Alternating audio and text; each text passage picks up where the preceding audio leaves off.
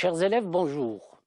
Nous avons vu précédemment les véritables intentions du colonialisme britannique, qui consistait à civiliser, émanciper et libérer les peuples opprimés. Cette idéologie chère à Chamberlain, ministre des colonies, va-t-elle se vérifier dans la politique coloniale officielle française du XIXe siècle? Découvrons le texte ensemble.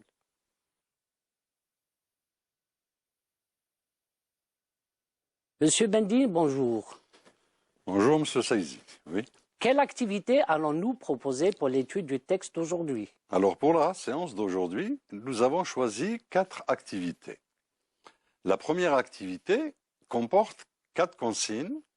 Les 3 premières portent sur le thème, la source et la date. Découvrons ensemble l'activité. Consigne 1. Le texte présenté est extrait, 3 possibilités, d'un article d'encyclopédie, d'une revue, d'un discours. Choisissez la bonne réponse. Consigne 2. Ce texte traite du colonialisme britannique, du colonialisme français, de l'esclavage. Choisissez la bonne réponse. Consigne 3. Ce document est-il récent? Justifiez votre réponse. Monsieur Saïdi, quels sont les éléments dans le texte qui vont permettre aux élèves de trouver les réponses? Découvrons le texte ensemble. L'activité 1 qui porte sur la source, sur la date et sur le thème. Au niveau du texte, comme vous l'observez, il y a des éléments qui sont colorés. La puissance coloniale de la France, la colonisation française, pour la France, la doctrine française, la source, Albert Sarraut, discours à Constantine en Algérie, le 23 avril 1927, paru dans le Petit Parisien. Monsieur Bendine, quelle réponse allons-nous proposer à cette première activité? Pour la première activité, découvrons les réponses.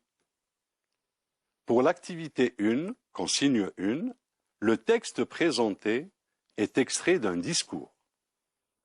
Consigne 2, ce texte traite du colonialisme français. Consigne 3, ce document n'est pas récent. Il date de 1927, pendant la période coloniale.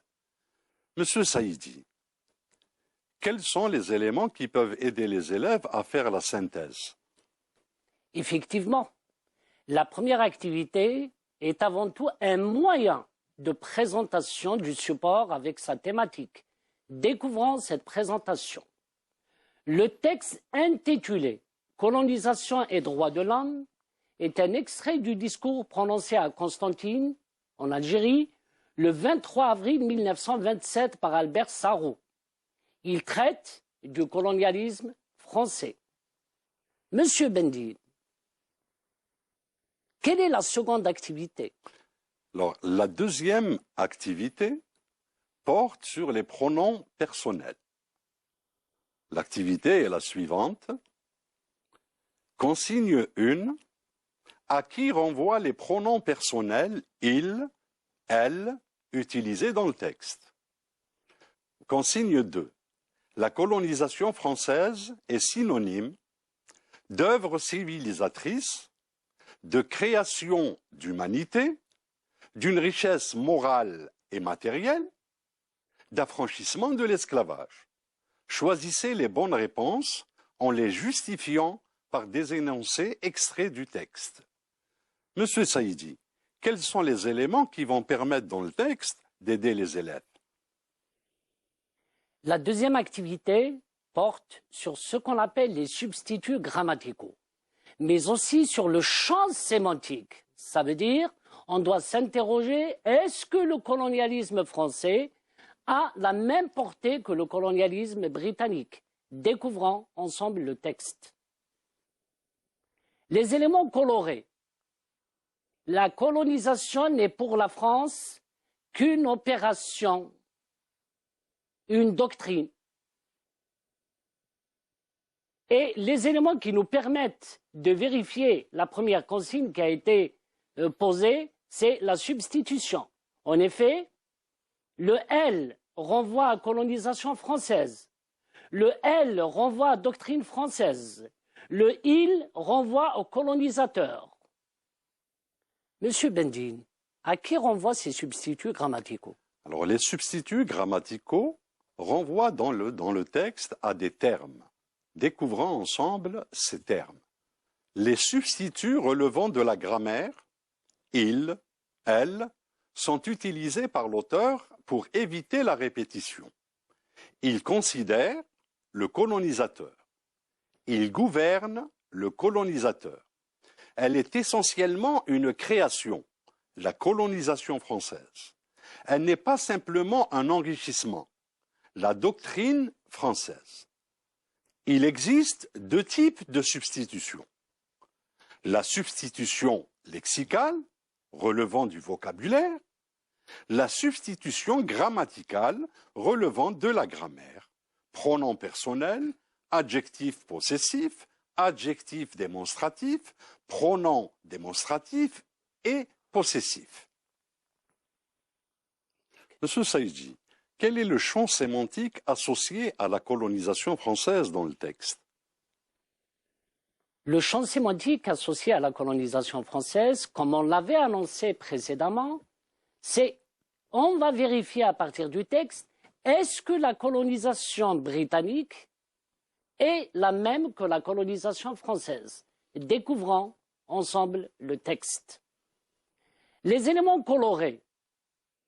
La colonisation française est essentiellement une création humaine, un enrichissement universel, profitant à l'ensemble de la planète Terre ou du patrimoine mondial, richesse morale, acceptation et collaboration des races.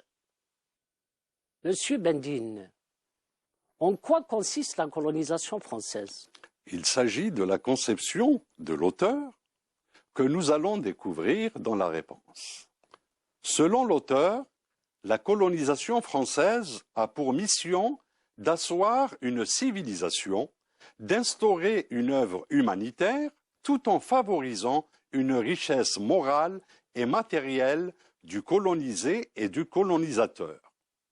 Il affirme aussi que le colonialisme français n'a de finalité que d'accroître la dignité humaine. Monsieur Bendine, y a-t-il une autre activité?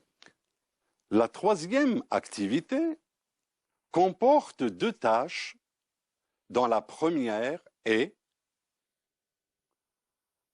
l'acceptation et la collaboration des races avec le colonisateur constitue un enrichissement humanitaire. Réécrivez cette phrase à la forme passive. Tâche 2. L'honneur de la colonisation française est précisément d'avoir totalement transfiguré l'esprit de l'entreprise coloniale. Remplacez le mot souligné par un synonyme ou une expression de même sens. Les réponses sont, pour la tâche 1, l'acceptation et la collaboration des races avec le colonisateur constituent un enrichissement humanitaire. Nous avons un sujet, un verbe au présent et un complément d'objet direct. La phrase à la forme passive est « L'enrichissement humanitaire est constitué de l'acceptation et de la collaboration des races avec le colonisateur ». Pour la tâche 2, pour l'honneur, c'est le mérite, l'avantage. Selon Albert Sarraut, l'exploitation des ressources des pays colonisés résulte, trois possibilités, d'un droit légitime inscrit dans la doctrine française, d'un commun accord avec les races colonisées, d'une intention malsaine ayant pour but de faire décoloniser des esclaves. Répondez par vrai ou faux en utilisant votre réponse à partir du texte. Consigne 2. Complétez le passage ci-dessous à l'aide des mots suivants. Valoriser, accord, richesse, approbation, droit humain, avantageux, légitime, autre. Découvrons ensemble les réponses. Pour la consigne 1, selon Albert Sarraut, l'exploitation des ressources des pays colonisés résulte d'un droit légitime inscrit dans la doctrine française et d'un commun accord avec les races colonisées. Consigne 2, découvrons le passage complété.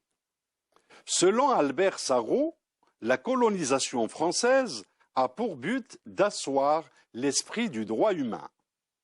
Cette opération humanitaire se définit comme un droit légitime et avantageux. Elle est richesse morale, mais aussi matérielle pour les deux parties. Son expansion ne peut se faire sans l'accord et sans l'approbation des races colonisées. Ce type d'expédition n'a de finalité que de valoriser la dignité et la culture de l'autre. Monsieur Saïzi, quel compte-rendu pouvons-nous proposer aux élèves? Merci. Toutes les activités qui ont été programmées avaient pour but de faire un compte-rendu. Découvrons ensemble le compte-rendu possible que nous avons rédigé pour vous. Le texte intitulé « Colonisation et droits de l'homme » est un extrait du discours prononcé par Albert Sarraut le 23 avril 1927 à Constantine, en Algérie. Ce document traite du colonialisme français. Albert Sarraut déclare que la colonisation française a pour mission d'asseoir une civilisation, d'instaurer une œuvre humanitaire tout en favorisant une richesse morale et matérielle du colonisé et du colonisateur. Il affirme aussi que le colonialisme français n'a de finalité que d'accroître la dignité humaine. L'orateur précise que la mission du colonialisme français a pour but d'enraciner l'esprit du droit humain. Il définit cette opération humanitaire comme un droit légitime et avantageux pour les deux communautés, le colonisateur et le colonisé. L'énonciateur ajoute avec conviction que cette expansion coloniale résulte d'un accord et d'une approbation des nations colonisées, tout en clamant que la finalité de cette expédition consiste à valoriser la dignité et la culture de l'autre. À travers ce discours, Albert Sarraut met en exergue l'aspect positif du colonialisme et de son œuvre civilisatrice. Monsieur Bendine, avons-nous un travail d'écriture à proposer? Alors, oui, le travail d'écriture est à réaliser pour la prochaine séance. Découvrons ensemble la consigne.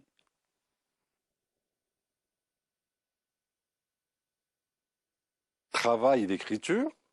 Joseph Chamberlain, ministre britannique des colonies en 1895, et Albert Sarraut, homme politique français en 1927, affirment que le colonialisme est une œuvre civilisatrice ayant pour finalité de propager la dignité, l'égalité et la justice entre les deux races, les colonisateurs et les colonisés.